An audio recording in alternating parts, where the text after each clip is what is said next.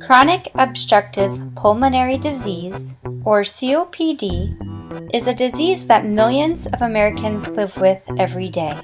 COPD causes its bearer to have increased shortness of breath as life progresses. There is no cure for COPD, but those that have this condition can focus on improving their everyday lives by improving their nutrition, quitting smoking, medication adherence, and exercise. In this short presentation, we will focus specifically on how a person with COPD can include exercise in their daily lives. With COPD comes a cycle of events that could cause you to want to exercise less and less.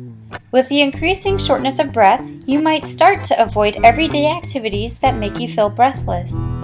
With the lack of these activities, your muscles could start to weaken, which unfortunately would lead to more breathlessness.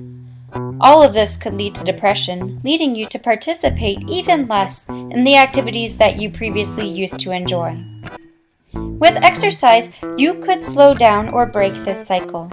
Numerous controlled studies have shown that exercise in the COPD patient can increase independence in everyday physical capabilities by decreasing anxiety, depression, and breathlessness, improving brain function, and decreasing fatigue in everyday life. Before anything else, meet with your provider to discuss starting an exercise plan. Your provider will assess your current state of health and recommend a safe level and duration of exercise. Your provider might prescribe supplemental oxygen as well as other medications which could open up your airways and help you breathe better through exercise if needed. It is important to follow your provider's guidelines for exercise success. Next, choose an exercise that you enjoy. Good choices for those with COPD may include walking, lifting hand weights, or using a stationary bicycle. If you are too short of breath to engage in these activities, chair exercises are also a good option. This is the dyspnea scale, a subjective scale you can use when exercising to measure the amount of shortness of breath. A 0 on the scale means that you are having no difficulty breathing, whereas a 10 means your shortness of breath is extremely severe. A good goal is to keep your dyspnea level between a 3 and 5 on the scale during exercise, unless your provider advises otherwise. Remember, shortness of breath is okay as long as you can talk through it and are in control of your breathing. If you are not, slow down and stop and rest. If at any time you experience severe shortness of breath, chest pain or discomfort, unusual pain in your shoulders, arms, neck, jaw, or back, a racing or skipping heartbeat, or lightheadedness and dizziness, it is important to immediately contact your provider or seek emergency medical assistance. Otherwise, during exercise and mild to moderate shortness of breath, you could benefit from using pursed-lipped breathing.